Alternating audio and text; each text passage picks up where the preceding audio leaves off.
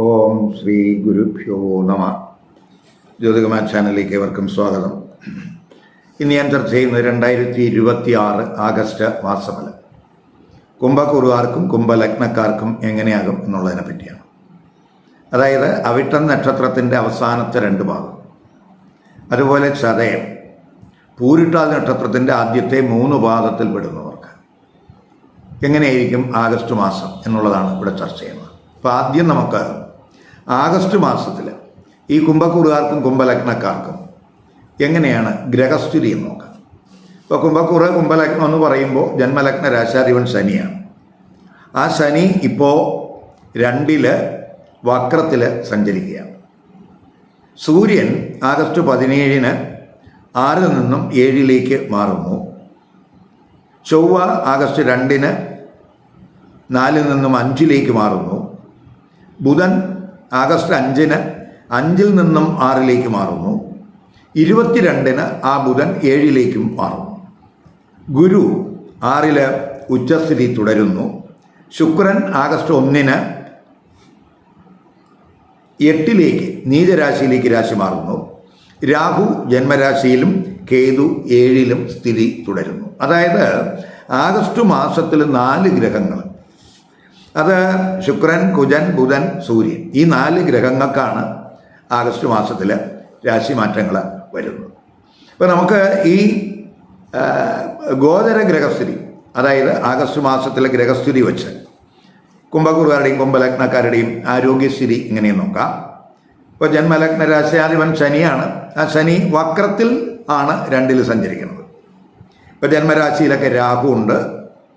അവസാനത്തെ പകുതി സൂര്യൻ ആ ജന്മരാശിയിൽ ദൃഷ്ടി ചെയ്യുന്നുണ്ട്. അതായത് രാഹുവും സൂര്യനും ആയിട്ടുള്ള ബന്ധം ജന്മരാശിയിൽ വരുന്നു. അപ്പോൾ പൊതുവേ നമുക്ക് ജന്മരാശാധിപൻ വക്രത്തിൽ സഞ്ചരിക്കുന്ന സമയമാകുമ്പോൾ ഒരു ഇമ്മ്യൂണിറ്റി കുറവ് വരാം, ബോഡി റിലേറ്റഡ് ആയിട്ട് എന്തെങ്കിലുമൊക്കെ പെയിൻ വരാം, അതിനൊക്കെ സാധ്യതയുണ്ട്. അതുപോലെ ഈ സൂര്യനും രാഹുവുമായിട്ടുള്ള ബന്ധമൊക്കെ ജന്മരാശി വരുമ്പോൾ നമുക്ക് സ്റ്റൊമക്ക് റിലേറ്റഡ് ആയിട്ടുള്ള ഒരു ഇഷ്യൂസ്, അതുപോലെ മാനസികമായിട്ടൊരു ടെൻഷൻ ചിലപ്പോൾ ഒക്കെ ഉണ്ടായെന്ന് വരാം. മാത്രമല്ല ചിലർക്ക് സ്കിൻ റിലേറ്റഡ് ആയിട്ട് എന്തെങ്കിലും പ്രശ്നങ്ങൾ, അലർജി റിലേറ്റഡ് ആയിട്ടുള്ള എന്തെങ്കിലുമൊക്കെ ഇഷ്യൂസ് ചിലപ്പോൾ ഉണ്ടായെന്ന് വരാം. മാത്രമല്ല ഈ 12 ചൊവ്വയുടെയൊക്കെ ദൃഷ്ടിയുണ്ട്. അപ്പോൾ 8 ചൊവ്വയുടെ ശനിയുടെയൊക്കെ ദൃഷ്ടിയുള്ള സമയമാണ്. 8 ശുക്രൻ നീചസ്ഥിതനാണ്. അപ്പോൾ നമ്മൾ ദൂരയാത്രകളിൽ ശ്രദ്ധിക്കണം. ചിലർക്ക് ഈ ലോവർ അബ്ഡമൻ റിലേറ്റഡ് ആയിട്ട് എന്തെങ്കിലും ഇഷ്യൂസ്, ഇൻഫെക്ഷൻ, ഇതിനൊക്കെ സാധ്യതയുണ്ട്. ചിലർക്ക് ഉറക്കക്കുറവിന് സാധ്യതയുണ്ട്. അപ്പം യോഗകാരകനായ 4ഉം 9ഉം ഭാവാധിപനായിട്ടുള്ള ശുക്രൻ അഷ്ടമത്തിലാണ് നിൽക്കുന്നത് എന്നുള്ളതുകൊണ്ട് പ്രത്യേകിച്ച് പേരൻസിൻ്റെ ആരോഗ്യകാര്യത്തിലും ശ്രദ്ധിക്കണം. ഈ സ്പൗസിൻ്റെ ആരോഗ്യത്തിലും ശ്രദ്ധിക്കേണ്ടുന്ന സമയമാണ്.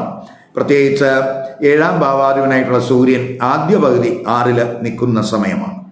അപ്പം ഇങ്ങനെയൊക്കെയുള്ള കാര്യങ്ങളിൽ ഒരു ശ്രദ്ധ കൊടുത്ത് പോവുക. ഇനി നമുക്ക് തൊഴിൽ സ്ഥിതി എങ്ങനെ നോക്കാം. തൊഴിൽ സ്ഥിതി നോക്കുമ്പോൾ 10ാം ഭാവാധിപൻ ചൊവ്വയാണ്. ആ ചൊവ്വ ഇപ്പോൾ 5 ത്രികോണസ്ഥാനത്ത് നിൽക്കുകയാണ്. 5 ആണ് ആഗസ്റ്റ് 2 രാശി മാറുന്നത്. അപ്പം 10 ഗുരുവിൻ്റെ ദൃഷ്ടിയുണ്ട്. 6 ഗുരു ഉച്ചസ്ഥിതനാണ്. ബുധനും സൂര്യനും ഒക്കെ 6 സ്ഥിതി വരുന്നുണ്ട്. അപ്പം തൊഴിലിൽ വളരെ പോസിറ്റീവായിട്ടുള്ള മാറ്റങ്ങൾ പ്രതീക്ഷിക്കാവുന്ന മാസമാണ് ആഗസ്റ്റ് മാസം. ഇപ്പം കർമ്മഭാവത്തിൻ്റെ ഭാഗ്യസ്ഥാനത്താണ് ഗുരു ഉച്ചസ്ഥിതനായിട്ട് നിൽക്കുന്നു എന്നുള്ളതുകൊണ്ട് തൊഴിലിൽ ഭാഗ്യാനുഭവങ്ങൾ പ്രതീക്ഷിക്കാം. തൊഴിൽ വഴി നേട്ടങ്ങൾ, പൊതുവെ നമ്മൾ ആഗ്രഹിക്കുന്ന രീതിയിൽ തൊഴിലിൽ ഒരു മുന്നേറ്റം ഈ സമയത്ത് പ്രതീക്ഷിക്കാം. ഇപ്പോൾ പ്രാക്ടിക്കലായിട്ടുള്ള നമ്മുടെ പ്രായോഗിക ബുദ്ധി കൂടുന്ന സമയമാണ്. അത് നമുക്ക് പൊതുവെ ഗുണമുണ്ടാകും. സ്പെക്കുലേറ്റീവ് തലത്തിലും ഇൻ്റലിജൻസ് തലത്തിലുമൊക്കെ, അതുപോലെ ക്രിയേറ്റീവ് തലത്തിലും, അതുപോലെ അഡ്മിനിസ്ട്രേറ്റീവ് തലത്തിലും, അക്കാഡമിക് തലത്തിലുമൊക്കെ തന്നെ, അതുപോലെ ടെക്നോളജി റിലേറ്റഡ് ആയിട്ടുള്ള വർക്ക് ചെയ്യുന്നവർക്കൊക്കെ തന്നെ വളരെ ഗുണാനുഭവം ഉണ്ടാകുന്ന സമയമാണ്. ഇപ്പോൾ തൊഴിലിടത്ത് എന്തെങ്കിലുമൊക്കെ പ്രശ്നങ്ങൾ ഉണ്ടായാൽ തന്നെയും അത് രമ്യമായിട്ട് പരിഹരിക്കാൻ കഴിയും. തൊഴിൽ അന്വേഷകർക്ക് പൊതുവെ അനുകൂലമായിട്ടുള്ള സമയമാണ്. അവർക്ക് തൊഴിലവസരങ്ങളുണ്ടാകും. പ്രത്യേകിച്ച് ടെസ്റ്റിലും ഇൻ്റർവ്യൂകളിലും ഒക്കെ അവർക്ക് മികവ് പുലർത്താൻ കഴിയുന്ന സമയമാണ്. ഭാഗ്യഭാവാധിപനായ ശുക്രൻ അഷ്ടമത്തിൽ ആയതുകൊണ്ട് ചെറിയ ഭാഗ്യ തടസ്സങ്ങൾ ഉണ്ടായാൽ തന്നെയും ഹാർഡ് വർക്കിലൂടെ അത് അതിജീവിക്കാൻ കഴിയുന്ന സമയമാണ്. 4ഉം 9ഉം ഭാവാധിപനാണ്. യോഗകാരകനായിട്ടുള്ള ശുക്രൻ അഷ്ടമത്തിൽ വരിക എന്ന് പറയുമ്പോൾ പ്രത്യേകിച്ച് മേലുദ്യോഗസ്ഥരുടെ അവരോട്, അതുപോലെ സീനിയറായിട്ടുള്ള ഓഫീസേഴ്സ്, ഗുരുക്കന്മാർ, ഇവരോടൊക്കെ തന്നെ നമുക്ക് അവരോടുള്ള സമീപനത്തിലൊക്കെ ഒരു മാറ്റം ആവശ്യമാണ്. അവരുമായിട്ട് ഇൻ്ററാക്ട് ചെയ്യുമ്പോൾ തർക്കങ്ങൾ ഉണ്ടാകാതെ നോക്കണം. അതുപോലെ വിദേശത്തൊക്കെ തൊഴിൽ അന്വേഷിക്കുന്നവർക്ക് ഈ 10ാം ഭാവാധിപനായിട്ടുള്ള ചൊവ്വയുടെ ദൃഷ്ടി 12ൽ വരുന്ന സമയമാണ്. ഉച്ചദൃഷ്ടിയാണ്. അപ്പോൾ പൊതുവെ വിദേശത്ത് തൊഴിലവസരങ്ങൾ ഉണ്ടാകുന്നതിന് വളരെ അനുകൂല സമയമാണ്. ചിലർക്ക് ചിലപ്പോൾ ഈ തൊഴിലുമായിട്ട് ബന്ധപ്പെട്ട് സഡൻ യാത്രകൾ, ദൂരയാത്രകൾ ഈ സമയത്ത് ഉണ്ടാകാം. ഇനി ബിസിനസ്സുകാരെ സംബന്ധിച്ചിടത്തോളം 7ൽ കേതുണ്ട്. 7ാം ഭാവാധിപനെ സൂര്യനാണെങ്കിൽ ആദ്യ പകുതി 6ലാണ്.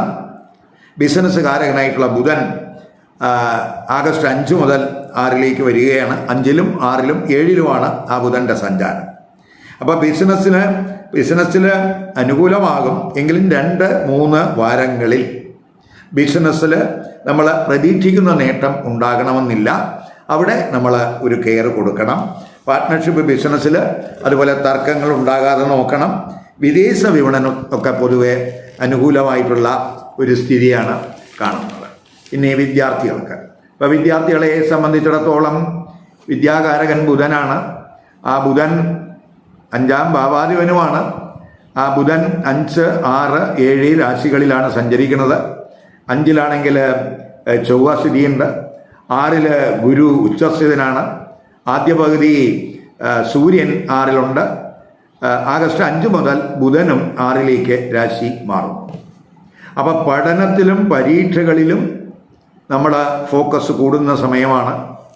പ്രത്യേകിച്ച് ക്രിയേറ്റീവ് തലത്തിലും ഇൻ്റലിജൻസ് തലത്തിലുമൊക്കെ തിളങ്ങാവുന്ന സമയമാണ്.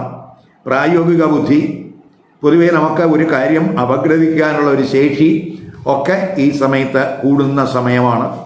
അതുപോലെ കോമ്പറ്റീറ്റീവ് എക്സാമിനേഷനിൽ കഴിവ് തെളിയിക്കാൻ കഴിയും. അതുപോലെ തന്നെ നമ്മുടെ 9ാം ഭാവാധിപനായ ശുക്രൻ അഷ്ടമത്തിൽ നീചസ്ഥിതനാകുന്നത് കൊണ്ട് പ്രത്യേകിച്ച് ഹയർ എഡ്യൂക്കേഷൻ തലത്തിൽ, റിസർച്ച് തലത്തിലൊക്കെ ഒരു കെയർ വേണം. കാരണം 9ാം ഭാവാധിപൻ അഷ്ടമത്തിൽ നീചസ്ഥിതനാണ്. അപ്പോൾ സീനിയർ അധ്യാപകരോട് നമ്മൾ കഴിവതും അവരോടൊക്കെ നമ്മൾ ഇൻ്ററാക്ട് ചെയ്യുമ്പോഴൊക്കെ ഒരു ശ്രദ്ധ വേണം. ജന്മരാശിയിൽ രാഹു ഉള്ള സമയവും കൂടെയാണ്. അതുപോലെ അവസാനത്തെ പകുതി സൂര്യനും ജന്മരാശിയിൽ ദൃഷ്ടി ചെയ്യുന്നുണ്ട്. ഇപ്പോൾ പൊതുവേ നമുക്കൊരു അഗ്രസീവ് എനർജി കൂടാൻ സാധ്യതയുണ്ട്. ഏത് കാര്യത്തിലും ഒരു സംശയം, പെട്ടെന്ന് ആലോചിക്കാതെ തീരുമാനമെടുക്കുന്ന ഒരു പ്രവണതയൊക്കെ ചിലപ്പോൾ ജന്മരാശിയിൽ രാഹുവിൻ്റെ സ്ഥിതി കൊണ്ടൊക്കെ ഉണ്ടാകാം. അതുകൊണ്ട് കഴിവതും നമ്മൾ സഡനായിട്ടുള്ള തീരുമാനങ്ങൾ ഒഴിവാക്കുക. എന്തെങ്കിലും കൺഫ്യൂഷൻ വരികയാണെങ്കിൽ മുതിർന്നവരുമായിട്ട്, ഗുരുക്കന്മാരുമായിട്ട് ആലോചിച്ച് കറക്റ്റായിട്ടുള്ള തീരുമാനം എടുക്കാൻ ഈ കുറുകാർ ശ്രദ്ധിക്കണം. ഇനി ധനസ്ഥിതി നോക്കുമ്പോൾ 2ഉം 11ഉം ഭാവാധിപനായിട്ടുള്ള ഗുരു, ആ ഗുരു 6ൽ ഉച്ചനാണ്. 2ൽ ഗുരുവിൻ്റെ ദൃഷ്ടിയുണ്ട്. ഗുരു 12ലും ദൃഷ്ടി ചെയ്യുന്നുണ്ട്.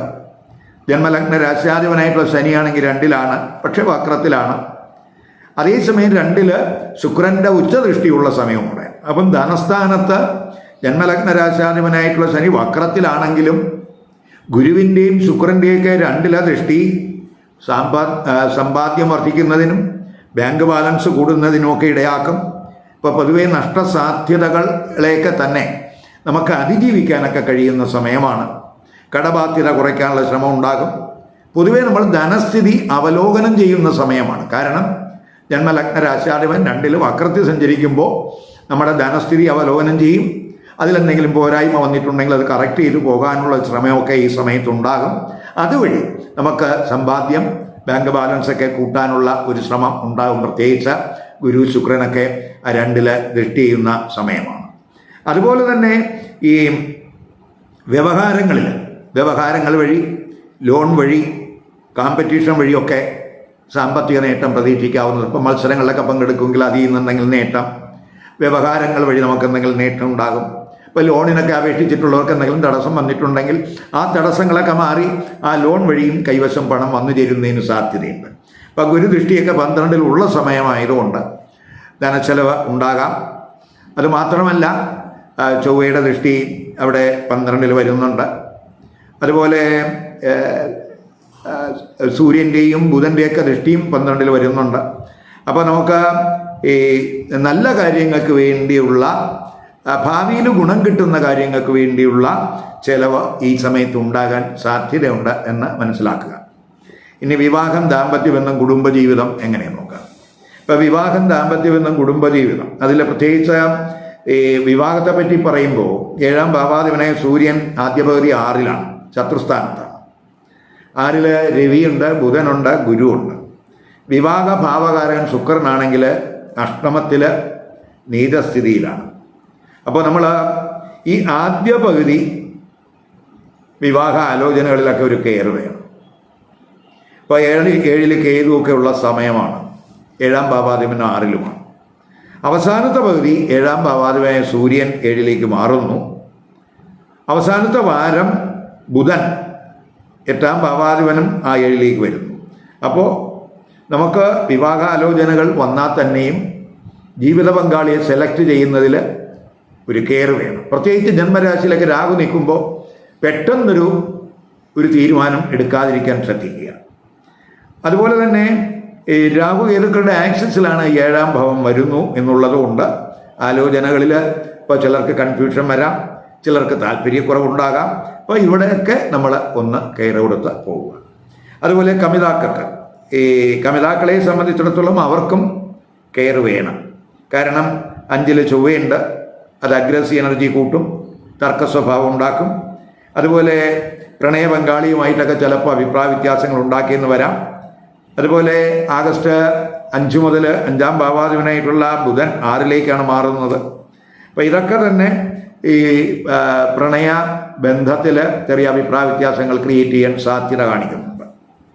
അതുപോലെ ഈ ദാമ്പത്യ ബന്ധത്തിലോട്ട് വരുമ്പോൾ പ്രതീക്ഷിക്കുന്ന രീതിയിലുള്ള ഒരു സന്തോഷാനുഭവം ഉണ്ടാകണമെന്നില്ല. 7ാം ഭാവാധിപനായ സൂര്യൻ 6ലാണ് ആദ്യ പകുതി. മാത്രമല്ല വിവാഹ ഭാവകാരകൻ ശുക്രൻ നീചസ്ഥിതനുമാണ്. ഇപ്പോൾ ജീവിത പങ്കാളിയുമായിട്ട് തർക്കങ്ങൾ, ഈഗോ പ്രശ്നങ്ങൾ, ചിലപ്പോൾ ജീവിത പങ്കാളിയുടെ പേരൻസുമായിട്ട് എന്തെങ്കിലുമൊക്കെ അഭിപ്രായ വ്യത്യാസങ്ങൾ ഉണ്ടാക്കാം. അതൊക്കെ തന്നെ നമ്മുടെ റിലേഷൻഷിപ്പിന് പ്രയാസങ്ങൾ ഉണ്ടാക്കും. അപ്പോൾ കഴിവതും ഇഗോയിസ്റ്റിക് ആയിട്ടുള്ള ബിഹേവിയർ ഒഴിവാക്കി പോകാൻ ശ്രദ്ധിക്കുക. അല്പം സംയമനമൊക്കെ ആവശ്യമാണ്. അതുപോലെ ജീവിത പങ്കാളിയുടെ ആരോഗ്യത്തിലും ശ്രദ്ധ കൊടുക്കുന്നത് നല്ലതാണ്. ഫാമിലി ലൈഫിലോട്ട് വരുമ്പോൾ 2ാം ഭാവാധിപനായിട്ടുള്ള ഗുരു 6ൽ ഉച്ചസ്ഥിതൻ, 4ാം ഭാവാധിപനായ ശുക്രൻ 8ൽ നീചസ്ഥിതൻ, 2ൽ വക്രശനി, ജന്മരാശിയാധിപൻ വക്രത്തിൽ നിൽക്കുന്നു 2ൽ, 4ൽ ആ ശനിയുടെയും ചൊവ്വയുടെയൊക്കെ പ്രത്യേകിച്ച് വക്രശനി 4ൽ ദൃഷ്ടി ചെയ്യുന്ന സമയം കൂടെയാണ്. അപ്പോൾ ഫാമിലി, അതുപോലെ പ്രോപ്പർട്ടി റിലേറ്റഡ് ആയിട്ടുള്ള കാര്യങ്ങളിൽ നമുക്ക് കമ്മിറ്റ്മെൻറ്റ് കുറയാതെ നോക്കണം. കുടുംബ പ്രശ്നങ്ങൾ അത് വിലയിരുത്തി ഉത്തരവാദിത്വത്തോടെ പ്രവർത്തിക്കേണ്ടുന്ന സമയമായിട്ട് മനസ്സിലാക്കുക. മാതാവിനോടുള്ള കർത്തവ്യങ്ങൾ നിർവഹിക്കണം. അതുപോലെ ഈ മാതാവിൻ്റെ ആരോഗ്യകാര്യത്തിലും ശ്രദ്ധിക്കണം. കുടുംബത്തിൽ ചില മംഗളകർമ്മങ്ങൾക്കൊക്കെ സാധ്യതയുണ്ട്. അത് സുഖച്ചെലവ് കൂടാനൊക്കെ സാധ്യത കാണിക്കുന്നുണ്ട്. പ്രത്യേകിച്ച് 2ൽ ഗുരു, 2ൽ ശുക്രനൊക്കെ ഉച്ചദൃഷ്ടി ചെയ്യുന്ന സമയമൊക്കെയാണ്. അപ്പോൾ ആഗസ്റ്റ് 11, 12, 16, 17, 25, 26 ഈ തീയതികൾ, ഈ ദിവസങ്ങൾ അനുകൂല ദിവസങ്ങളായിട്ട് കാണുന്നില്ല. അതുകൊണ്ട് ഈ ദിവസങ്ങളിൽ ശുഭകർമ്മങ്ങൾ ഒഴിവാക്കണം. പുതിയ സംരംഭങ്ങൾ ഈ ദിവസങ്ങളിൽ തുടങ്ങാതിരിക്കാൻ ശ്രദ്ധിക്കണം. അതുപോലെ നമ്മൾ എന്തെങ്കിലും ജീവിതത്തിലെ ഏറ്റവും പ്രധാനപ്പെട്ട തീരുമാനങ്ങളൊക്കെയാണ് നമ്മൾ എടുക്കുന്നതെങ്കിൽ അത്തരം തീരുമാനങ്ങളും ഈ ദിവസങ്ങളിൽ ഒഴിവാക്കുക. ഇവിടെ ഞാൻ പറഞ്ഞത് കുംഭക്കൂറുകാരുടെയും കുംഭലഗ്നക്കാരുടെയും ആഗസ്റ്റ് മാസത്തിലെ ഗോചര ഗ്രഹസ്ഥിതി അനുസരിച്ചിട്ടുള്ള ഫലങ്ങളാണ്. ഇപ്പോൾ നമ്മൾ ഏത് കൂറിൽ ജനിച്ചവരായാലും ഏത് നക്ഷത്രത്തിൽ ജനിച്ചവരായാലും അവർക്ക് കുംഭലഗ്നം വന്നിട്ടുണ്ടെങ്കിൽ ഈ ലഗ്നഫലം അവരുടെ കൂറിൻ്റെ ഫലത്തെ സ്വാധീനിക്കാൻ സാധ്യതയുണ്ട് എന്നുള്ളത് മനസ്സിലാക്കുക. ഇവിടെ ഞാൻ കുംഭക്കൂറുകാർക്കും കുംഭലഗ്നക്കാരുടെയും ഫലം പറയുമ്പോൾ കുംഭക്കൂറിലെ ചിലർക്ക് മാത്രമേ കുംഭലഗ്നം വരികയുള്ളൂ, മറ്റുള്ളവർക്ക് മറ്റു ലഗ്നരാശികൾ വരാം. അപ്പം മറ്റു ലഗ്നരാശി വന്നിട്ടുള്ള കുംഭക്കൂറുകാരെ സംബന്ധിച്ചിടത്തോളം അവരുടെ ലഗ്നരാശി ഏതാണെന്ന് കാണുക. ആ ലഗ്നരാശിയുമായിട്ട് ബന്ധപ്പെട്ട് പറയുന്ന ഫലവും കൂടെ ഈ കൂറിൻ്റെ ഫലത്ത് കമ്പൈൻ ചെയ്ത് കേട്ടാലേ നമുക്ക് ആഗസ്റ്റ് മാസത്തിലെ ആ ഗോചര ഫലത്തിൻ്റെ ഒരു കൃത്യ ചിത്രം കിട്ടുകയുള്ളൂ. മാത്രമല്ല ഇത് നമ്മൾ ഗോചര ഇപ്പോഴത്തെ ഗ്രഹസ്ഥിതി, അതേസമയം നമ്മുടെ ജാതകത്തിൽ നമുക്കിപ്പോൾ നടക്കുന്ന ദശ ഏതാണ്, ഇപ്പം നടക്കുന്ന ഛിദ്രം ഏതാണ്, അപകാരം ഏതാണ്, അതൊക്കെ ജാതകത്തിൽ ഇഷ്ടസ്ഥാനത്ത് നിൽക്കുന്ന ഗ്രഹങ്ങൾ ഏതാണോ അല്ലയോ, ഇതിനനുസരിച്ച് ഈ പൊതുഫലത്തിൽ വലിയ മാറ്റങ്ങളുണ്ടാകും. അപ്പോൾ ദശ, അപകാരം, ഛിദ്രം വളരെ പ്രധാനമാണ്. ഇതൊക്കെ നമുക്ക് ജാതക നിരീക്ഷണത്തിലൂടെ മാത്രമേ പറയാൻ കഴിയുകയുള്ളൂ എന്നും കൂടെ മനസ്സിലാക്കുക. ഈ വീഡിയോ ഇഷ്ടപ്പെട്ടുവെങ്കിൽ ലൈക്ക് ചെയ്യുക, ഷെയർ ചെയ്യുക, അതുപോലെ സബ്സ്ക്രൈബ് ചെയ്യാത്തവർ സബ്സ്ക്രൈബ് ചെയ്ത് കാണുക. മറ്റൊരു പുതിയ വിഷയമായി അടുത്ത വീഡിയോയിൽ കാണാം. നമസ്കാരം.